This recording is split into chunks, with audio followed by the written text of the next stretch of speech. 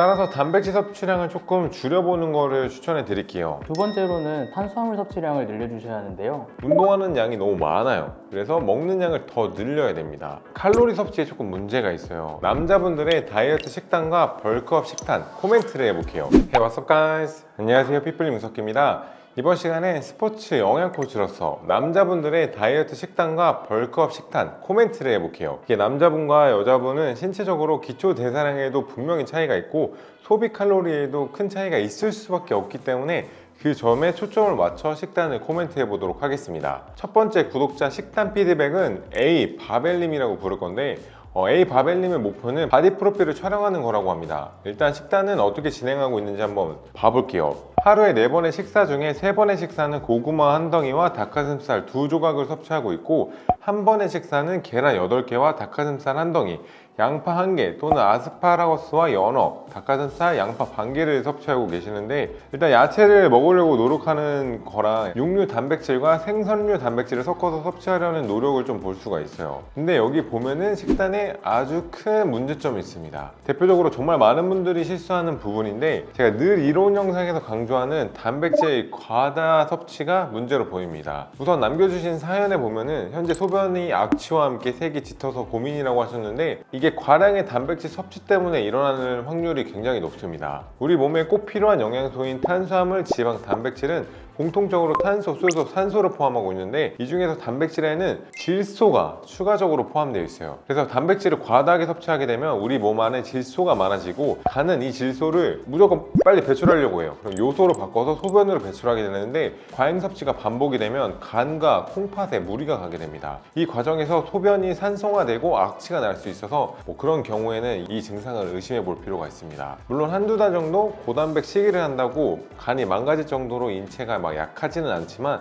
기간이 길면 분명히 무리가 갈 수밖에 없습니다. 따라서 단백질 섭취량을 조금 줄여보는 거를 추천해 드릴게요. 단백질은 체중당 1.6에서 2g 정도, 한 끼에 25에서 30g 이내로 드시는 거를 추천해 드릴 건데 이분 같은 경우에 몸무게가 76kg이기 때문에 하루에 약 한 120에서 한 155 정도?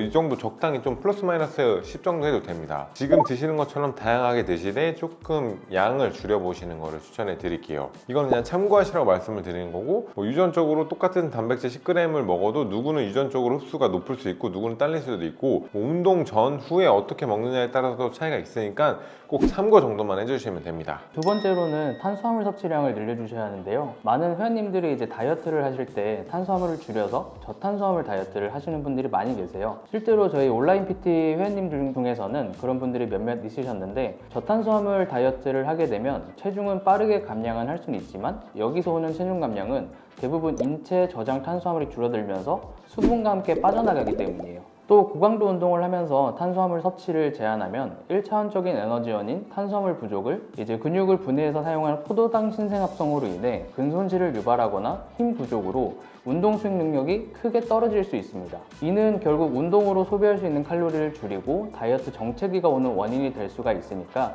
탄수화물 섭취량을 무작정 줄이기보다는 복합 탄수화물처럼 흡수율이 느린 탄수화물 위주로 섭취하는 걸 추천드립니다. 이런 점을 고려했을 때 A바벨 구독자님 같은 경우는 하루에 순탄수를 210에서 240g 정도를 섭취를 해주셔야 되는데 한 끼에 현미햇반 210g 정도, 오트밀 70g, 고구마 200g과 같은 복합 탄수화물을 다양하게 섭취하시는 것을 추천을 드릴게요. 그리고 두 번째는 벌크업 식단인데 양이 적어요 라고 보내주셨어요. 이게 특히 남성분들은 다이어트보다 몸이 커지는 벌크업을 좀 원하시는 분들이 많은데 그런 분들은 비바벨님의 식단을 꼭 집중해서 한번 보시면 좋을 것 같아요. 일단 이분 같은 경우에 나이는 33살, 키는 165, 몸무게는 60kg라 지금 체중이나 벌크업을 굉장히 하고 싶어 하시는데 운동량이 매일 2시간 30분 웨이트에 유산소 30분을 하고 계세요.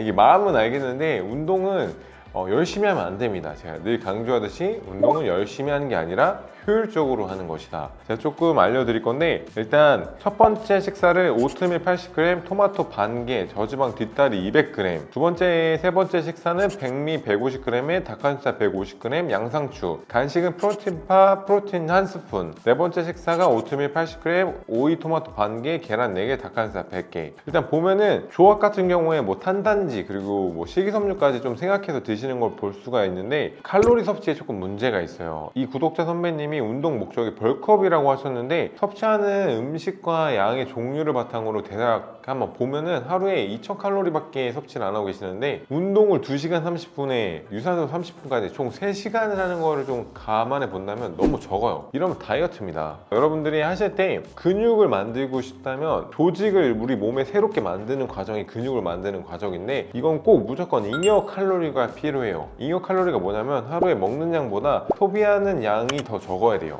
벌크업을 한다.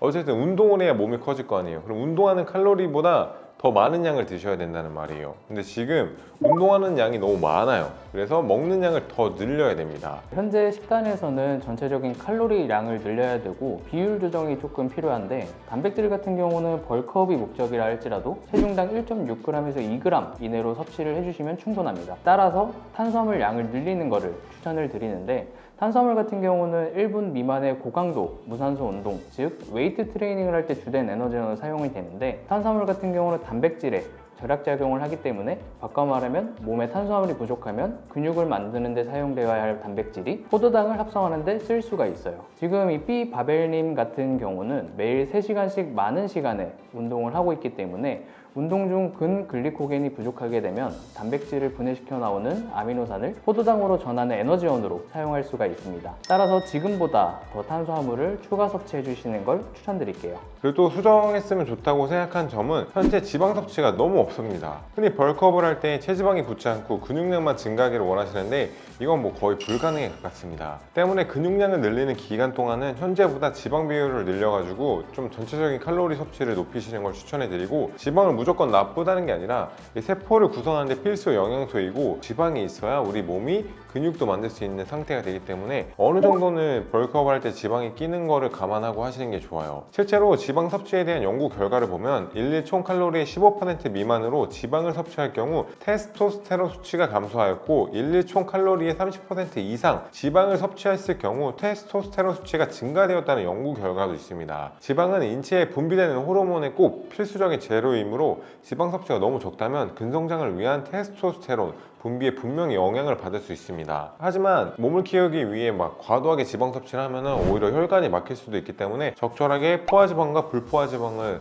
같이 섭취하시는 것을 추천해 드릴게요. 이렇게 남자 편과 여자 편에 걸쳐서 구독자분들의 식단 피드백을 해봤는데 다시 한번 쉽게 정리해 드리자면 첫 번째로 자신의 식단 목적이 다이어트인지 근성장인지 둘 중 하나의 목적을 잡고 하셔야 됩니다. 두 개는 못해요. 현실적으로 많이 힘들기 때문에 가급적이면 둘 중 하나의 목표를 잡고 하나의 성과를 보시는 것을 추천해 드릴게요. 그리고 다이어트라면 1일 에너지 섭취량을 필요한 칼로리보다 한 300칼로리 정도 부족하게, 벌크업이라면 1일 에너지 섭취량을 필요 칼로리보다 300칼로리 정도 많게 간단하게 이렇게 설정을 해보시면 좋을 것 같아요. 두 번째로 운동 시간을 염두에 두고 식단을 짜주셔야 되는데 식단 포인트는 운동 3시간 전에 식사를 끝내주셔야 하고 운동 후 1시간 이내에 식사를 해주면 좋다는 겁니다. 여기에 더해서 식사를 마치고 3시간 이후에 취침하는 게 좋은데 오전에 운동하시는 분들이 있고 퇴근 후 운동하시는 분들이 분명히 있을 거지만 이분들은 각자 식사 패턴을 먼저 잡는 게 정말 중요합니다. 이 점은 제가 다음 영상에서 달력처럼 식단 시간표와 구성표 그리고 운동 추천 시간 등을 자세히 한번 또 다뤄보도록 할게요. 만약 체계적인 식단 설계와 나에게 맞는 식단 피드백 그리고 코칭을 받고 싶다면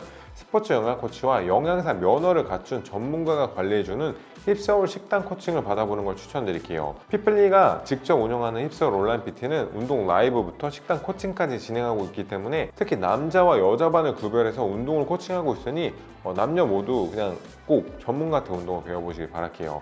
그리고 저희가 은비 팀장님이랑 같이 함께 영양에 관련된 책도 집필을 했으니까 앞에 영양학 내용도 있고 뒤편에 또 저처럼 요리를 못 하시는 분들이나 귀찮은 분들을 위해서 마켓컬리나 쿠팡이나 편의점에서 간단하게 식단을 할 수 있는 그 구성까지 만들어 놨으니까 꼭 구매해서 한번 읽어보시길 바랄게요. 네, 이번 시간에 저희가 준비한 영상은 여기까지고요. 영상을 보시고 도움이 되신 분들은 좋아요와 구독 부탁드리겠습니다. Thank you guys.